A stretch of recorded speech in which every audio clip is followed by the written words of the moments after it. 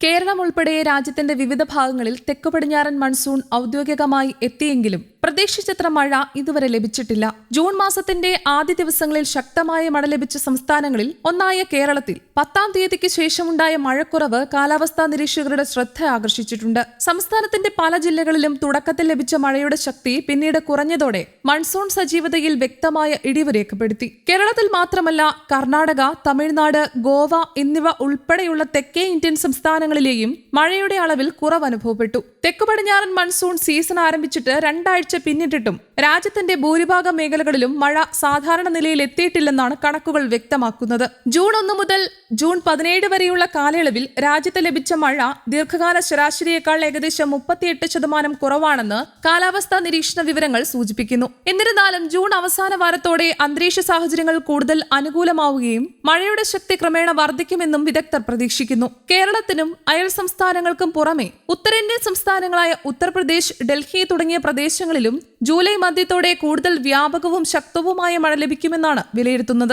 ഈ വർഷം കേരളത്തിൽ തെക്കു പടിഞ്ഞാറൻ മൺസൂൺ ജൂൺ 4-നാണ് ഔദ്യോഗികമായി പ്രവേശിച്ചത്. മൺസൂൺ എത്തിയതിന് പിന്നാലെ 4 ദിവസത്തോളം സംസ്ഥാനത്തിന്റെ വിവിധ ഭാഗങ്ങളിൽ ശക്തമായ മഴ ലഭിച്ചു. നിരവധി ജില്ലകളിൽ ഇടിയോടുകൂടിയ മഴയും കാറ്റും അനുഭവപ്പെട്ടു. കൃഷിക്കും ജലസംഭരണികൾക്കും ആശ്വാസം പകരുന്ന രീതിയിലായിരുന്നു തുടക്കത്തിൽ മഴ. അതേസമയം പിന്നീട് മൺസൂൺ പ്രവാഹത്തിലുണ്ടായ ദൗർബല്യം മഴയുടെ വ്യാപ്തിയും തീവ്രതയും കുറച്ചു. ചില ജില്ലകളിൽ ഇടവിട്ടുള്ള മഴ മാത്രമാണ് ലഭിച്ചത്. പടിഞ്ഞാറൻ തീരദേശ സംസ്ഥാനങ്ങളായ കർണാടകയുടെയും ഗോവയുടെയും ചില ഭാഗങ്ങളിൽ മൺസൂൺ സാധാരണയേക്കാൾ നേരത്തെ എത്തിയിരുന്നു. മറുവശത്ത് വടക്കുകിഴക്കൻ ഇന്ത്യയിലെ പല സംസ്ഥാനങ്ങളിലേക്കും മൺസൂൺ എത്തുന്നതിൽ കാലതാമസം നേരിട്ടു. കേരളം, തെക്കൻ കർണാടക, തമിഴ്നാട്, ലക്ഷദ്വീപ്, വടക്കുകിഴക്കൻ സംസ്ഥാനങ്ങൾ എന്നിവിടങ്ങളിൽ ജൂൺ ആദ്യവാരത്തിൽ സാധാരണയേക്കാൾ കൂടുതൽ മഴ ലഭിച്ചെങ്കിലും പിന്നീട് മഴയുടെ തോത് ഗണ്യമായി താഴ്ന്നു. തെക്ക് പടിഞ്ഞാറൻ ഇന്ത്യ മേഖലയാകെ ജൂൺ 10 വരെ ശരാശരിയേക്കാൾ 8% അധിക മഴ രേഖപ്പെടുത്തിയിരുന്നു. എന്നാൽ പിന്നീട് മഴയുടെ വിതരണം കുറയുകയും ചില പ്രദേശങ്ങളിൽ കുറവ് പ്രകടമാവുകയും ചെയ്തു.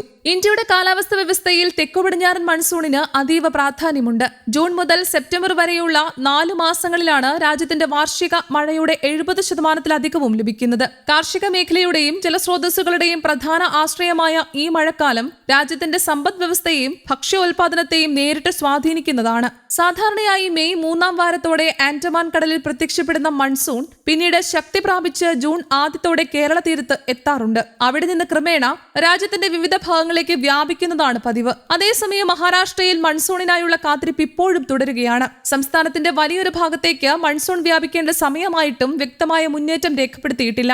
ഏറ്റവും ഒടുവിൽ ജൂൺ 8-നാണ് തെക്കൻ കൊങ്കൺ മേഖലയുടെയും തെക്കൻ മധ്യ മഹാരാഷ്ട്രയുടെയും ചില ഭാഗങ്ങളിലേക്ക് മൺസൂൺ എത്തിയത്. അതിനുശേഷം മൺസൂൺ പ്രവാഹം മന്ദഗതിയിലാവുകയും വ്യാപനത്തിൽ കാര്യമായ പുരോഗതി ഉണ്ടാകാതിരിക്കുകയും ചെയ്തു. മഹാരാഷ്ട്രയിൽ 2026-ലെ മൺസൂൺ സീസൺ ഇതുവരെ പൂർണ്ണ സജീവത കൈവരിച്ചിട്ടില്ല.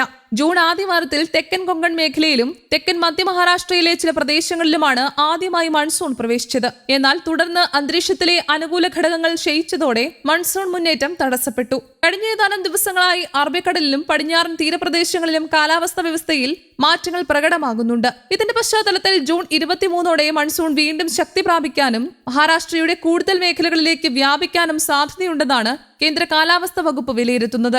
ജൂൺ അവസാന വാരത്തോടെ അറബിക്കടലിലും ബംഗാൾ ഉൾക്കടലിലും രൂപപ്പെടുന്ന അനുകൂല കാലാവസ്ഥാ സാഹചര്യങ്ങൾ മൺസൂൺ പ്രവാഹത്തെ കൂടുതൽ സജീവമാക്കുമെന്നാണ് പ്രതീക്ഷ.